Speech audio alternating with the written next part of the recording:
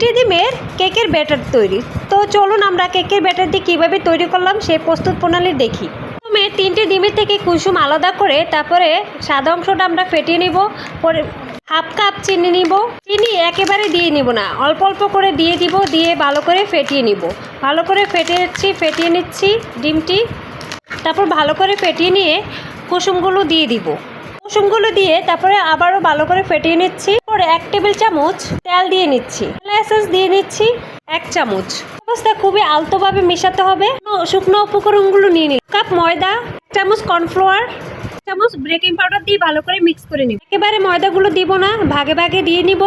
এই পর্যায়ে খুবই আলতোভাবে মিক্স করতে হবে। বাকি অংশ ময়দাগুলো দিয়ে নিলাম। খুবই আলতোভাবে মিক্স করে নিব বাটারগুলো। দেখুন বন্ধুরা, আমার এখানে কিন্তু খুবই সুন্দরভাবে মিক্স হয়ে গেছে। তারপরে একটা বাটিতে কাগজ দিয়ে দিব। কাগজে দিয়ে ভালো করে তেলটা দিয়ে মিক্স করে নিব। মিক্স করে তারপরে ব্যাটারটা ঢেলে দিব। ব্যাটারটা তৈরি।